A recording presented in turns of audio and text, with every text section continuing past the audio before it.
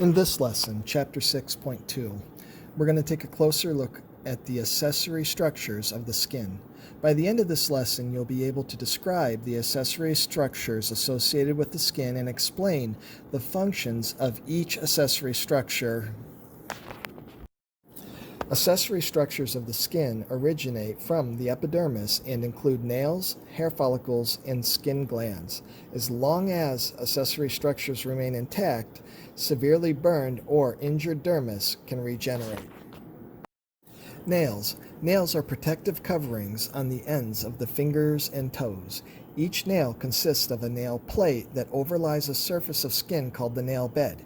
Specialized epithelial cells continuous with the epithelium of the skin produce the nail bed.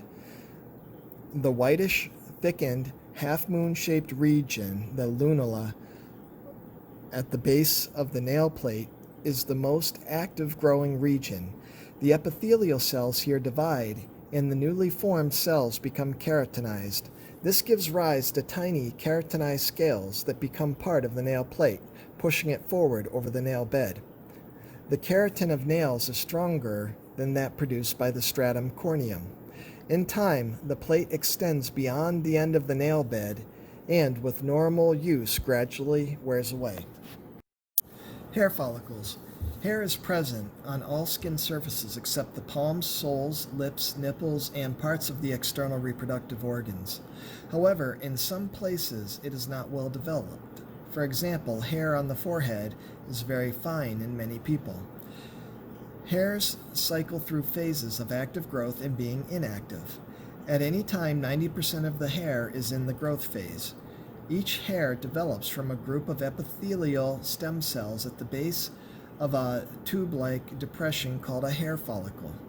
These stem cells originate from a region near the bottom of the hair follicle known as the hair bulge and migrate downward.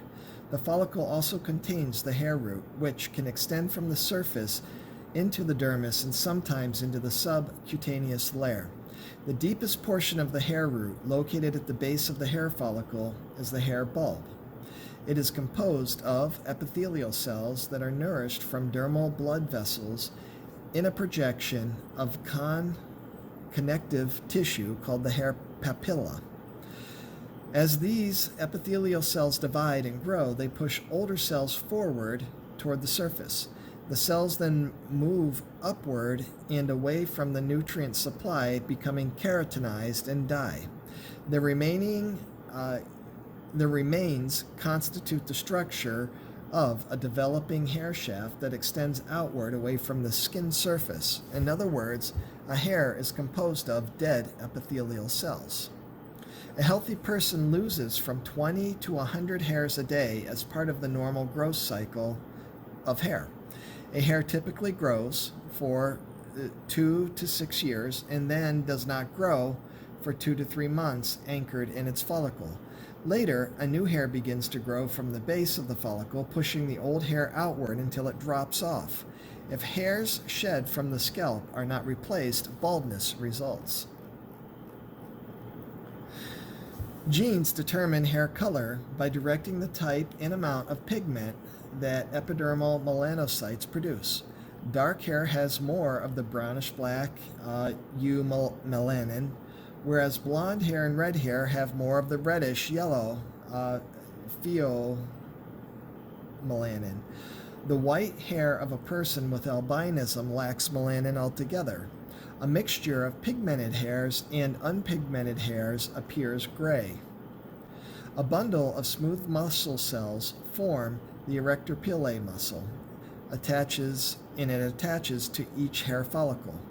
When the muscle contracts, a short hair in the follicle stands on end. If a person is emotionally upset or very cold, nervous stimulation causes the erector pilae muscles to contract, producing goosebumps. Each hair follicle is also associated with one or more sebaceous glands. Skin glands. Sebaceous glands are usually associated with hair follicles. They are holocrine glands, and their cells produce globules of a fatty material that accumulate swelling and bursting the cells. The resulting mixture of the fatty material and cellular debris is called sebum. Sebum.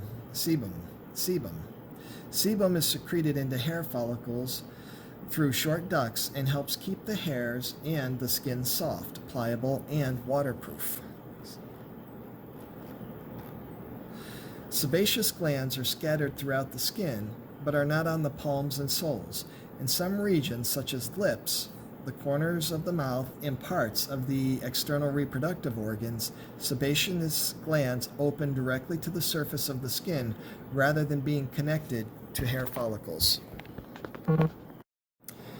Sweat glands, also called sudoriferous glands, are widespread in the skin.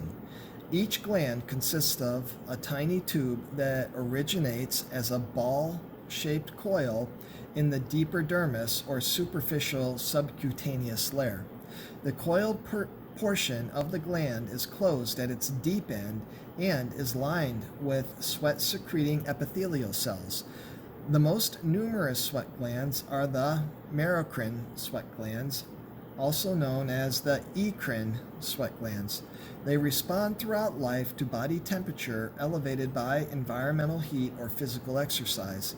Apocrine sweat glands are abundant on the forehead, neck, and back, where they produce profuse sweat on hot days or during intense physical activity. They also release the moisture that appears on the palms, soles when a person is emotionally stressed. A tube or duct that opens at the surface as a pore carries the sweat that the Apocrine sweat glands secrete. Sweat is mostly water, but it also contains small amounts of salts and wastes such as urea and uric acid. Thus, sweating is also an excretory function. Other glands, known as apocrine sweat glands, become active at puberty. Although these glands are called apocrine, they secrete by exocytosis. Apocrine sweat glands can wet certain areas of the skin when a person is emotionally upset, frightened, or in pain. They are also active during sexual arousal. Apocrine sweat glands are most numerous in the axillary regions and the groin. Ducts of these sweat glands open into hair follicles. The secretions of these sweat glands include proteins and lipids that produce body odor when metabolized by bacteria. Some sweat glands are structurally and functionally modified to secrete specific fluids. Such modified glands include the ceruminous glands of the external acoustic meatus that secrete earwax, and the female mammillary glands that secrete milk.